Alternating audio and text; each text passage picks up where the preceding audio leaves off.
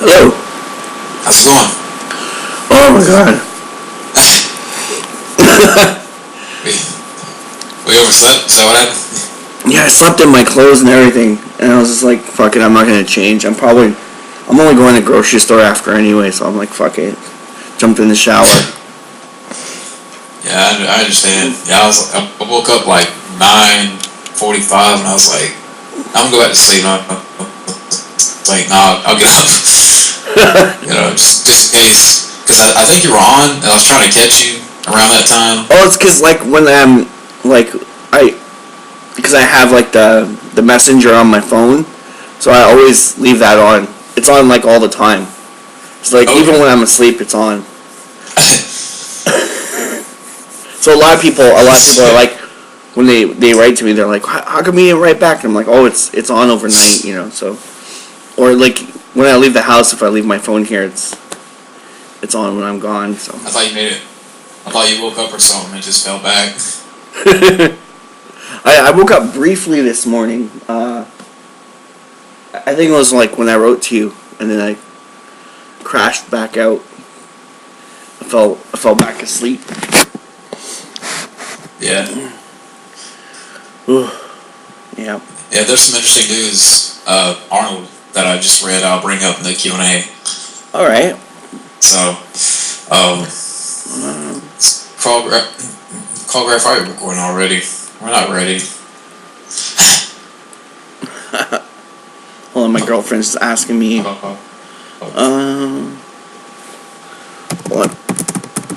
What's that? Yeah, she wants me to go grocery shopping after, so I'm just letting her know. Okay.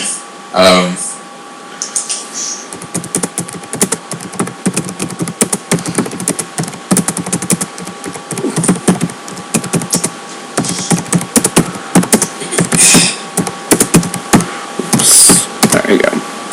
Oh man. We're gonna kick off with Rainbow Ask questions. All right. So I'm just finding the video for the Q&A. So it's the second one. It's the one with the Joker on it. Yeah.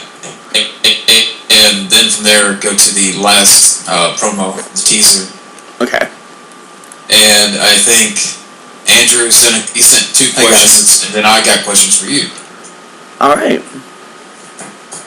Sounds good. And I have the tabs up like for both pages, just because I don't want the music to start playing if I click on that page. So I just have the comments up. Oh yeah, okay. I'll get the other one up there too then. I mean, it'd be weird when Back in Black starts playing during the Q&A. Yeah. But funny. It'd be funny. But okay. I guess we're ready. Yep. I'm good. I'll just wait. I'll do the cam. There we go. All right. Let's do a countdown. All right. You ready? Yep. I'll do something real quick. Okay. All right. In 5, 4, 3, 2, 1. Hey, we're back with part 2. Once again, joined with Matt Thomas, Studio Redband. And for this part, we're going to kick off with Matt's questions. Rambo for Life, great guy up here, great friend, who sent us 9 questions. Let's see here. Damn it. Okay, question number 1. What should Sylvester Stallone do now, considering his string of shitty movies?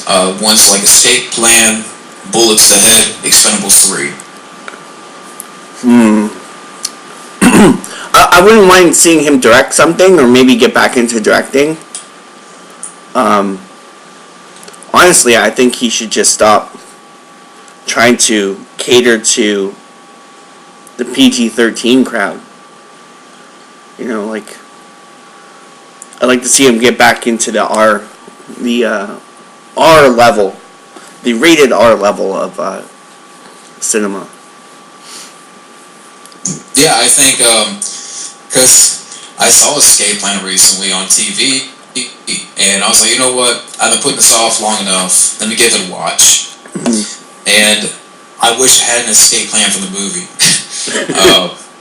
It's just, it was boring. It was tedious, and I shouldn't say that with a film starring Sylvester Stallone and Arnold Schwarzenegger. They dropped the damn ball so hard. It's like, you take a movie, this is pretty much, you take elements from Lock Up, elements from Fortress, Christopher Lambert, elements from Shawshank. It doesn't work for these two guys. It's just, it was a very bad movie where nothing happens, and pretty much the first 3/4 of the film and the last 10 minutes, okay, there's some action. That doesn't save this movie. It's boring, it's, nothing happens. Yeah, it's like when you look at the, like how bright these two guys are. There's like a million other things they could have done that would have worked. And it just makes you wonder, why did they choose like the less, the lesser road for this? And people may ask, well, what were we expecting, an 80s throwback? Fuck yes. Mm-hmm. Something with these that fits these two guys, these two action legends, and you throw them into this film that, again, it's just nothing happens.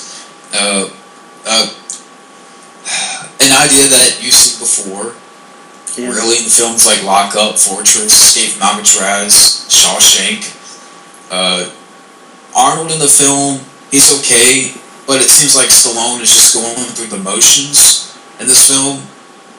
Like he's just there.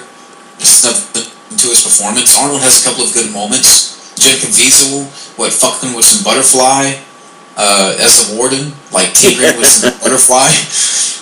Vincent D'Onofrio sanitizing, which makes me want to grab a bottle of sanitizer and just wash my hands of this fucking movie, because it's an escape.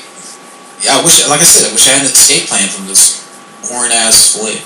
Yeah, it makes you think that they just did it for the money, just to have the two names in the movie, and that was it. There wasn't really a plan. And what's weird that it gets a 6.7 on IMDb. Wow. Rotten Tomatoes, I remember looking, it gets a 55%, and the consensus was that while it was cool to see Arnold in July, it's a very bad imitation. Wow, so it got higher than Rambo too. It did? Yeah, I think so. On Rotten Tomatoes, I think. Yeah, so I don't get, like, the reviews on IMDb say it's a great movie, it's a classic, it's gonna be remembered. I'm like, who the did they watch the wrong movie, or I just yeah, they were in the wrong cinema. Or something. They caught the wrong movie. Yeah. Lock Up is a better movie. Fortress, Christopher Lambert's a better movie. Oh, yeah. So I just... Bullet to the Head I haven't seen yet. I have it on DVD, but I know you've seen it, right? Yeah. What are your thoughts? Fire away. Again, it was like a wasted opportunity.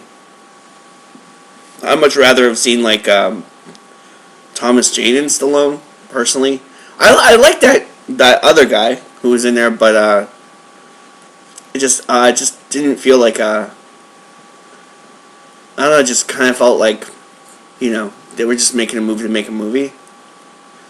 And Aquaman in there, he was menacing, but it just wasn't, there was no potential limit, I found. It's like something direct to video. Mm-hmm. Yeah. And I will watch that at some point, I know. Expendables 3, I just hit my desk by accident, but maybe I should have hit my desk, because just the mention of Expendables 3 pisses me off. It's like you said, Stallone tries to reach out to that demographic that doesn't care or give one iota about the action genre. Yeah. You try to go after the Fast Five crowd, and you failed. But you also failed because you bring in these lame newbies, guys like Ronda Rousey, Kellen Lutz, that no one gives a shit about. Mm-hmm. I mean, what are your thoughts? I liked like maybe two things in that movie. I liked like Antonio Banderas in that movie, and I liked there's a scene when they're coming down. Him and Banderas are on the plane, and everybody else shows up outside the plane, and Sly has that really dazed off look on his face when he's like, who are these guys? He's like, that's my old team. And for a second there, you can kind of see something great. You know, like a throwback to a Rambo, or throwback to like really intellectual Sly moment. But then you got all these really bad elements, like the majority of the new guys I hated. And then the thing that did it really for me was, you know, if they're going to cater to a PG-13, fine. Even though I don't know why you would want to do that with an R-rated feature. But it's like, you know, like the point when like Arnold shows up and he's got Caesar's gun and he starts shooting people and they don't explode. You know, like little things like that. It was just, it was a letdown. It was a big letdown. Yeah, a lot of guys are wasted. Mm-hmm. Dolph Lundgren, wasted. Mm-hmm. Wesley Snipes, wasted. Statham really has not much to do. And you would think like they would waste the new guys, because having, you know, all those other great guys in there, the old school crowd. You know, how many more movies are we going to get to do like that, right? So you would have thought that they would have utilized the greater of the good. You would think, but for some reason, Stallone was just so caught up, and we gotta go after the Fast Five crowd, go after that crowd, and go PG-13, which I think he now regrets. Oh yeah, because I think he mentioned that in the interview, but this third film was definitely not a charm. If I had to pick like a couple of things I liked about it, I'll take Harrison Ford, and I liked Mel Gibson. I thought Mel Gibson was a good villain. He didn't have much to do, but it's just this film is just such a. It was boring in a lot of parts too. I mean, the whole second act was just Stallone and Kelsey Grammer walking around. Yeah, it was kind of like they just teased things. Like Mel Gibson was great, but they only tease him. Like he's got that one good scene when he's in the back of the truck or whatever. Yeah, that's probably one of my favorite scenes. Yeah, and he's got like that other scene where they fight, right? And he's got like maybe like a tease. It's not even a full fight. It's like a tease of a fight. You get to see like a little bit of Martin Riggs in there for like a second, and then that's it. You know? Yeah, that fight lasted, what, 30 seconds? Yeah, it was, And I hate that. Why it's kind of like what happened in Expendables 2. Like, you have this fight with Van Damme, and it could have been so much more than what it was. Yeah, I mean, that was probably a better fight because, for one, it lasted a little bit longer, but it's also Mel Gibson. Yeah. You know, I don't know, it's like, I mean, I'll go ahead. It's just sad because Mel Gibson has such a great action vibe to him.